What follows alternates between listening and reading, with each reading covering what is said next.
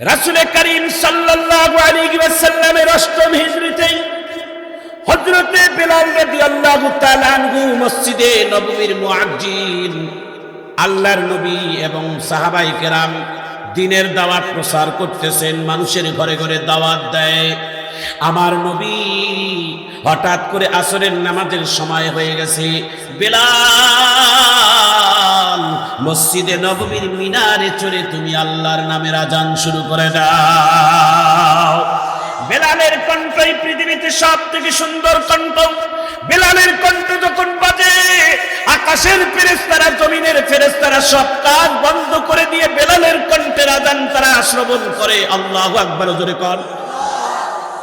বেলাল ছিলেন দেখতে কালো, হাড়ির পাতিলা যেমন কালো তার থেকে বেশি কালো বেলালের চেহারা। কিন্তু আল্লাহর নবী বলেন বেলালের চেহারা কালো ঠিক, বেলালের ভিতরটা আল্লাহর কাছে সব থেকে বেশি সুন্দর। কোরআনে আল্লাহ তাআলা বলেন ইয়াউমা লা ইয়ানফাউ মালুন ওয়ালা বানুন ইল্লা মান আতাল্লাহা বিকলবিন সালিম।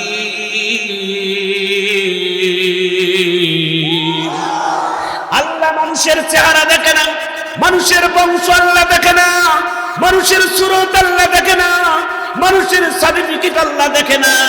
আল্লাহ দেখে কার কত সুন্দর আমল, আমলের ভিত্তিতেই মানুষের মূল্যায়ন আল্লাহর কাছে বাড়ে। জোরে কোন ঠিক কিনা? চেহারা ভালো, আমল ভালো না, ওর চার আনা কোনো মূল্য নাই। চেহারা কালো, আল্লাহর কাছে দামি, ওর মূল্য আল্লাহর জমিনে সব থেকে বেশি। একটু জোরে কোন ঠিক কিনা? তাহলে বলেন সব থেকে বেশি ভালো ওই ব্যক্তি যার আমল ভালো। আরো জোরে কোন ঠিক কিনা? প্রিয় ভাইয়েরা আমার, প্রিয় বোনেরা আমার, আপনারা দোয়া করতে থাকুন আল্লাহ যেন আজকের এই কোরআনের মাহফিল আপনার আমার জন্য নাজাতের ওসিলা হিসেবে কবুল করে নেন। একটু আমিন কোন, আমিন কোন, জোরে বলেন আমিন। ভাইয়েরা আমার, বন্ধুরা আমার, বাংলাদেশের ভিতরে একটা হাইকোর্টের মামলার রায় হয়ে গেল আজকে বাংলাদেশে। সেই হাইকোর্টের মামলার রায়ের ঘটনাটা এমন ছিল, একটু দিল খুলে কান খুলে শুনে নেন।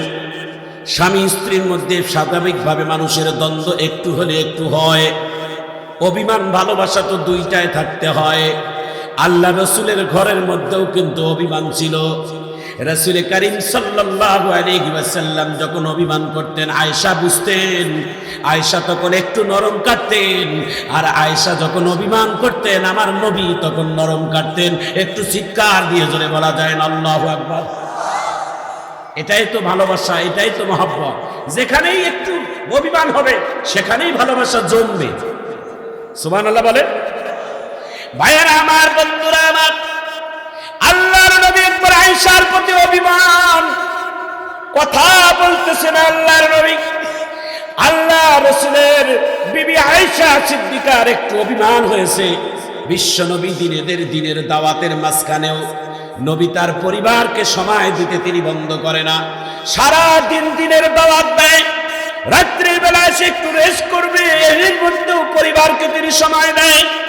আল্লাহর নবী হযরতে আয়েশাকে নিয়ে মদিনার একটা সুন্দর মরুভূমির মধ্যে নিয়ে গেলেন। নিয়ে যেয়ে বলছেন আয়েশা, এই মরুভূমির মধ্যে তুমি আর আমি ছাড়া কেউ নাই। আজকে অনেক দিন যাবত ছোটবেলায় খেলাধুলা করছি, এখন আর করার সময় হয় না। আজকে এই মরুভূমির মধ্যে জ্যোৎস্না রাতের চাঁদের রাতে আমরা দুইজনে দৌড়ের প্রতিযোগিতা করব। দেখি তো আমি নবী ফাঁস হই না তুমি আয়েশা ফাঁস হও। হাত তুলে আল্লাহু আকবার বলেন, আরো জোরে বলেন আল্লাহু আকবার। ভাইজান আমার, বন্ধুগণ আমার, আল্লাহর নবী আয়েশাকে ডাক দেওয়ালে আজকে দৌড় খেলার প্রতিযোগিতা হবে। এই খেজুরের গাছ থেকে ওই সামনের খেজুরের গাছ দৌড় দেব। সুবহানাল্লাহ। দুইজনে দৌড়াবে। আল্লাহর নবীর বিবি আয়েশা সিদ্দিকার বয়স একেবারে হালকা কম। এরপর আল্লাহ রাসূল অল্প বয়সের বিবিকে কিভাবে বিনোদন দিতেন এটাই নবীর শিক্ষা দিচ্ছি আপনাদের কাছে। নবী করিম সাল্লাল্লাহু আলাইহি ওয়াসাল্লামের প্রথম রাউন্ড দৌড় হলো। প্রথম রাউন্ডের দৌড়াতে আল্লাহর নবী এক নাম্বার হয়ে গেলেন, আয়েশা পিছিয়ে গেলেন। আয়েশার মন যতটা খারাপ ছিল এর থেকে বেশি খারাপ হয়ে গেল। এখন আল্লাহর নবী ডাক দিয়ে বলে, আয়েশা এতক্ষণ দৌড় দিয়েছি সেমি ফাইনাল, এখন হবে অরিজিনাল ফাইনাল। এই খেজুরের গাছ থেকে আর এক খেজুরের গাছ দৌড় হয়ে যাবে। আল্লাহ রাসূল আয়েশার মনকে খুশি করার জন্য আস্তে করে দৌড়াইলেন। আয়েশা পাস হয়ে গেলেন। আয়েশা সিদ্দিকা গন্তব্যস্থানে পৌঁছার পর মুস্কি হাসি দিয়ে বলে, নবী গো, এইবার কিন্তু আমি পাস হয়েছি, আপনি কিন্তু ফেল হয়েছেন। আল্লাহ রাসূল আয়েশার মুখের হাসি দেখে বলে, আয়েশা এতক্ষণ যা কিছু তোমার সাথে হয়েছে একটাই উদ্দেশ্য, তোমার মুখে হাসি দেখবার জন্য আমি নবী মুহাম্মদ এখানে নিয়ে এসেছি। একটু জোরে কার আল্লাহু আকবার। ওয়ামা আরসালনাকা ইল্লা রাহমাতাল লিল আলামিন। ভাইজান আমার, বন্ধুগণ আমার, আদালতের মধ্যে মামলার রায় হলো। স্বামী স্ত্রীর দীর্ঘদিনের সংসার বিচ্ছেদ হয়ে গেল। দুইটি সন্তান তাদের ঘরের মধ্যে ছিল, আকাশের মতো ফুটফুটে সুন্দর। একটা সন্তানের বয়স 8 বছর, আর একটা সন্তানের বয়স মাত্র 8 মাস বয়স। শয়তান কিভাবে মানুষকে ধোঁকা দেয় ভাই দেখেন। শয়তান এমন ভাবে স্বামী স্ত্রীর মনে সন্দেহের ধোঁকা ঢুকাই দিয়েছে। দুইজনে আদালতের মধ্যে আজকে তারা বিচ্ছেদ হয়ে গেল।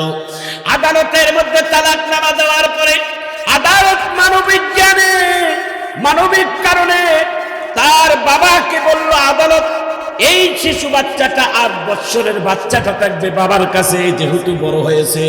আর 8 মাসের শিশু বাচ্চাটা মায়ের বুক, স্তন বুকের দুধ পান করা কমপক্ষে 2 বছর একটা হক দায়িত্ব থাকে। এই 2 বছর পর্যন্ত এই 8 বছরের শিশুটা মায়ের কোলে থাকবে, ওখানে লালন পালন হবে। সন্তানের বাবা যখন এই কোর্টের আদালত থেকে বাহির হয়েছে, চিৎকার দিয়ে হাউমাউ করে কান্দে আর বলে, কি করলাম আমি? কেন আমার স্ত্রীকে তালাক দিলাম? আমি যদি জানতাম আমার এই আদরের 8 মাসের ছেলেটা আমার স্ত্রীর কাছে থাকবে, আমার কাছে থাকবে না, তাহলে আমি আমার স্ত্রীকে কোনোদিন তালাক দিতাম না। তখন ভুল বুঝেছে, কিন্তু ভুলটা আগে বোঝা দরকার আছে না? হাত তুলে বলেন আল্লাহু আকবার।